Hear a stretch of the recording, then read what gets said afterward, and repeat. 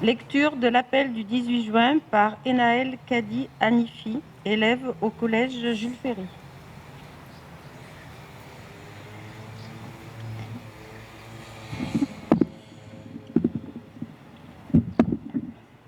Texte de l'appel du 18 juin 1940.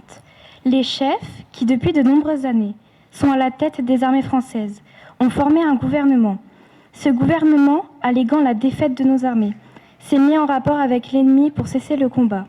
Certes, nous sommes submergés par la force mécanique, terrestre et aérienne de l'ennemi.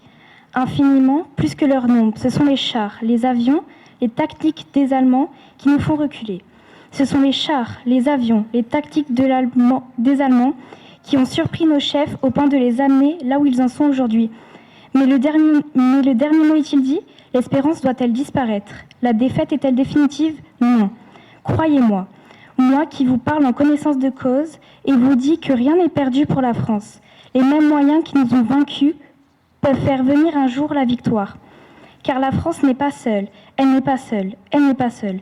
Elle a un vaste empire derrière elle. Elle peut faire bloc avec l'Empire britannique qui tient la mer et continue la lutte. Elle peut, comme l'Angleterre, utiliser sans limite l'immense industrie des États-Unis. Cette guerre n'est pas limitée.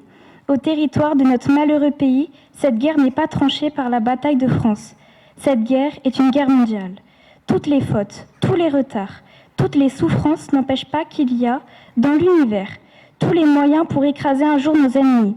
Foudroyés aujourd'hui par la force mécanique, nous pourrons vaincre dans l'avenir pour une force mécanique supérieure. Le destin du monde est là. Moi, général de Gaulle, actuellement à Londres, j'invite les officiers et les soldats français qui se trouvent en territoire britannique ou qui viendraient à s'y trouver, avec leurs armes ou sans leurs armes.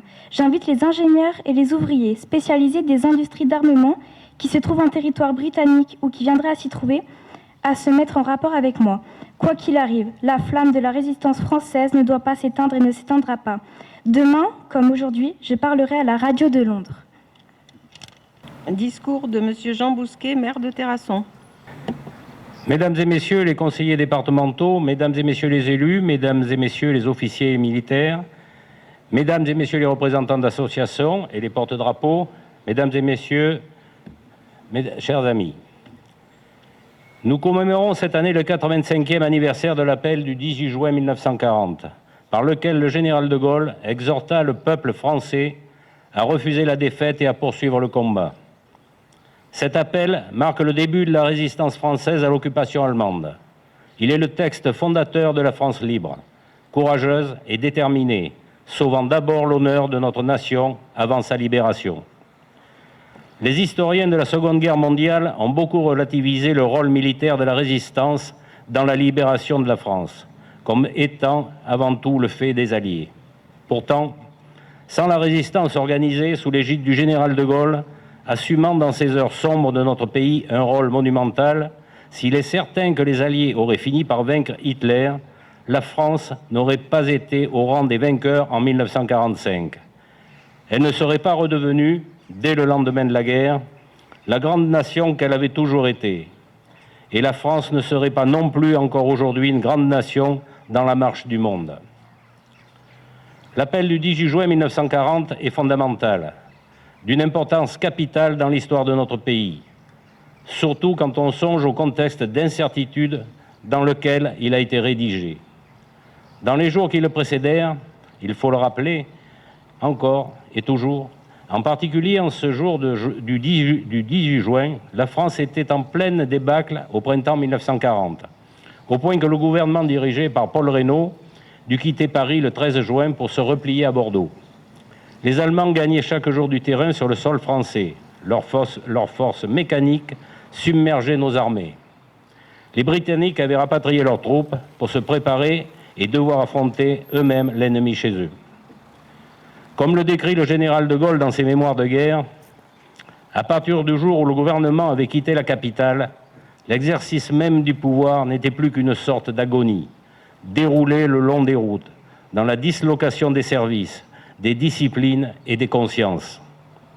Malgré tout ce qu'avait tenté le gouvernement de Paul Reynaud, à la longueur des jours sans répit et des nuits sans sommeil, pour éviter le désastre, sa démission fut inéluctable le 17 juin 1940. Le maréchal Pétain, à peine nommé chef du gouvernement, annonça dans une allocution radiophonique aux Français qu'il fallait cesser le combat.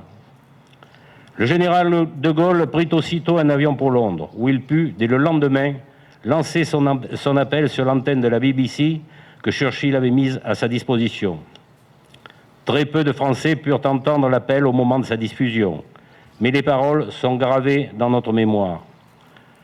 Le dernier mot est-il dit? L'espérance doit-elle disparaître? La défaite est-elle définitive? Non. Croyez-moi, moi qui vous parle en connaissance de cause et vous dis que rien n'est perdu pour la France, les mêmes moyens qui nous ont vaincus peuvent faire venir un jour la victoire, car la France n'est pas seule, elle n'est pas seule. Ce texte est souvent salué comme un modèle de rhétorique par la clarté de l'expression, la présentation concise du contexte, l'évocation précise des actions à mener. De Gaulle, en utilisant la première personne, se positionne en leader. Et c'est à ce titre qu'il invite ainsi tout officier et soldat français se trouvant en territoire britannique ou qui viendraient à s'y trouver, avec leurs armes ou sans leurs armes, les ingénieurs et les ouvriers spécialistes des industries d'armement, à se mettre en rapport avec lui pour continuer le combat. À partir de ce moment, le général de Gaulle construit son armée de la France libre, avec la détermination de remettre la France dans la guerre. Il faut que le pays se débarrasse des envahisseurs, et qu'ainsi il lutte contre le dégoût qu'il pourrait avoir de lui-même s'il demeurait asservi, ce qui empoisonnerait son âme et sa vie pour de longues générations. Ayant sauvé les générations futures, comme d'ailleurs nous-mêmes actuellement, nous devons tous être non seulement reconnaissants, mais aussi inspirés et guidés par l'appel du 18 juin. L'esprit du texte doit vivre en nous pour que nous continuions à en faire vivre ses valeurs de courage, d'honneur et d'espérance. Chaque jour, dans chacune de nos actions, qu'elles soient modestes ou grandes. Et chaque jour, la question se pose en effet, comment rester fidèle aujourd'hui à l'appel du 18 juin? En particulier face au drame qui se déroule, notamment en Ukraine, aux portes de l'Europe, depuis maintenant 3 ans, au Moyen-Orient où la situation se dégrade de jour en jour, repoussant sans cesse une issue vers la paix. Être fidèle à l'esprit de l'appel du 18 juin devra-t-il forcément impliquer pour nous, Français, Européens, de prendre un jour les armes? Nous n'avons pas malheureusement la réponse en cet instant, où planent tant d'incertitudes, où les événements évoluent parfois au gré des dires de certains qui semblent avoir perdu toute mémoire et tout bon sens. Nous avons en toute hypothèse un devoir de courage, d'honneur et d'espérance. Quoi qu'il arrive, la flamme de la résistance ne doit pas s'éteindre et ne s'éteindra pas. Vive la République, vive la France, vive Terrasson-Lavilledieu. Je vous remercie.